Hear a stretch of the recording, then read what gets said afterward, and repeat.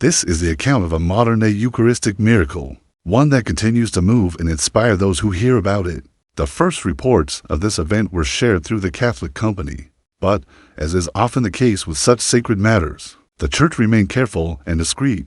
Names were left hidden, personal details were kept private, and the exact location was never revealed. This was done not only to protect those involved, but also to preserve the holiness of what had taken place, keeping it safe from unnecessary attention. For the sake of the story, we'll call the witness John. It was June 25, 2016. The time was exactly 6:34 p.m., and the occasion was the benediction of the Blessed Sacrament. Benediction is a deeply sacred moment of prayer, when the consecrated Eucharist is lifted high in a golden vessel called a monstrance, and the faithful kneel in worship before Christ truly present. But this didn't happen inside a cathedral or even a parish church. Instead, it took place in the simple setting of a high school auditorium, transformed into a sacred space for the closing night of a Catholic youth retreat. For a week, the young participants had worked tirelessly serving in one of the city's poorest neighborhoods, cleaning and restoring an old abandoned school to turn it into a future community center for children. It was demanding physical labor, but it was also filled with joy, purpose, and prayer. Now, on the final night, over 300 people gathered in that auditorium. There was a mixture of exhaustion and anticipation in the air. Everyone was ready to end the retreat with worship, silence, and reflection. But none of them could have imagined what was about to take place. As the priest stood at the altar preparing for the final blessing, the atmosphere grew still. The monstrance was lifted high, and in that instant, John noticed something unusual. From where he stood, a gentle light began to shine from the Eucharist. At first, he thought it was only the glare of stage lights or his eyes playing tricks on him. But the light didn't vanish, it grew stronger. It grew brighter, until finally it looked as though a flame itself was rising from the altar. Something within John urged him to capture the moment. Slowly, without drawing attention, he pulled out his phone and took a few photos. His wife, standing beside him, glanced over and frowned. To her, it looked as though he was texting during one of the holiest moments of the retreat. But John wasn't distracted. He was witnessing something beyond explanation. Each photo he took showed the light intensifying, growing brighter until in the last picture, it seemed to consume the entire altar. And then, just as suddenly as it had appeared, the light was gone. The benediction continued as usual. The priest raised the monstrance, blessed the people, and returned the Eucharist to the tabernacle. To everyone else, nothing out of the ordinary had happened. But John was shaken. As he and his wife walked out, she confronted him. "Why were you texting during benediction?" John simply replied, "I wasn't texting. I was taking pictures of the flame." The light was coming from the monstrance. She fell silent. To her eyes, the altar had looked the same as always, peaceful, dimly lit, nothing unusual. But when John showed her the photos, she was stunned. The light was there, clear and undeniable. John asked a few friends who had been sitting nearby if they had seen it. Every single one answered no. None of them had noticed anything unusual.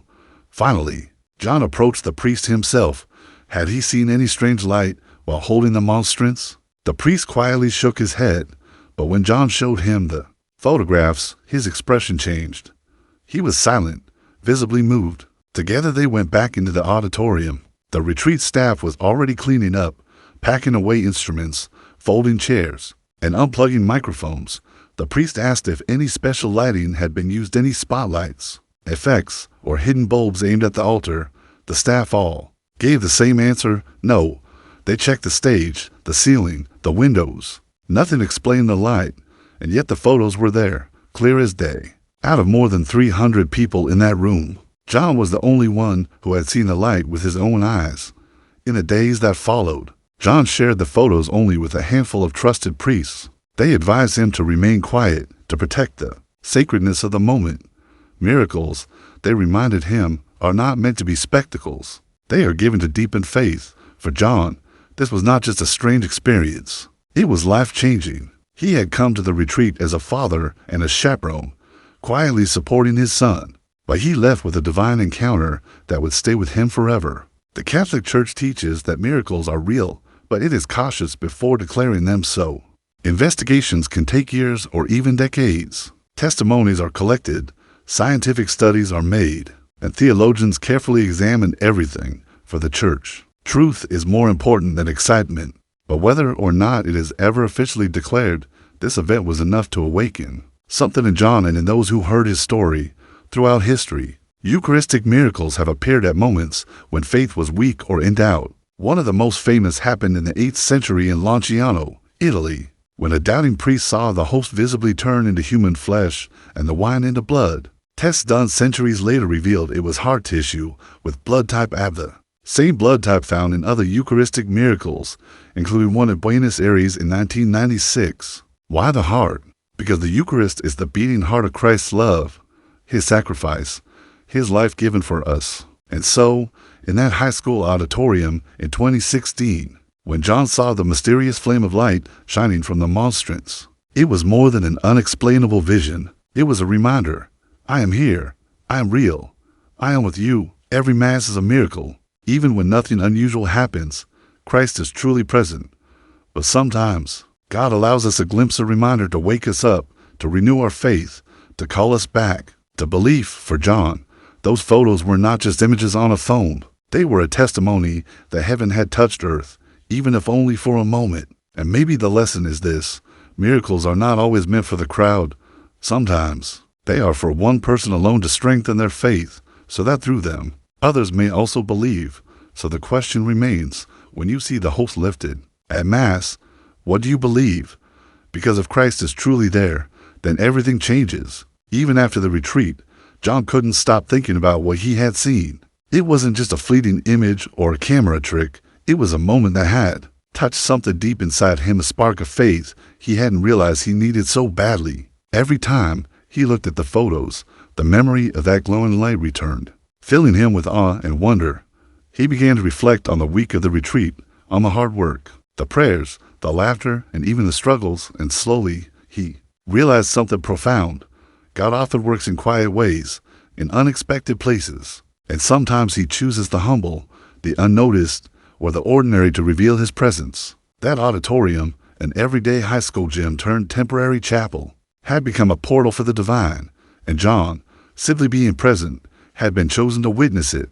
He shared the story with a few trusted friends and mentors, always careful to respect the privacy of others and the sacredness of the moment. The reactions were mixed. Some were odd, some skeptical, but all were moved by the photographs. Those glowing images captured a truth that words alone could never convey.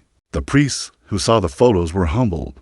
One told John quietly, "This is a reminder that God's ways are not our ways. Sometimes he chooses to speak in silence, in light, in subtle signs that only the heart can recognize."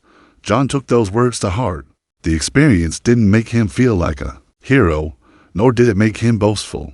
Instead, it deepened his faith, strengthened his prayer life, and reminded him of something he had always known, but often forgotten, that God is real, and he is present, even when unseen. For viewers, the story serves as a profound reminder as, well, in a world full of distractions, doubts, and noise, it is easy to forget the simple truth of the Eucharist, that Christ is truly present, waiting for each of us to notice him, to adore him, and to respond with faith. And this is the real miracle, not the light itself, but the way it reaches hearts, not the photograph, but the awakening it inspires, not the crowd, but the individual, quietly touched by God's presence. So, next time you attend Mass, pause, look at the host, look at the altar, feel the silence and the stillness around you, and remember, God can appear anywhere, sometimes in a cathedral, sometimes in a school auditorium, sometimes in a quiet moment when no one else is watching. Because miracles are not always meant to dazzle the crowd, they are meant to awaken the soul.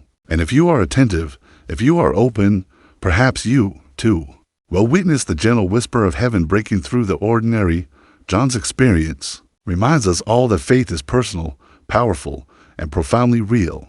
That light in the monstrance wasn't just an unusual occurrence. It was a message. I am here. I am with you. Trust in me.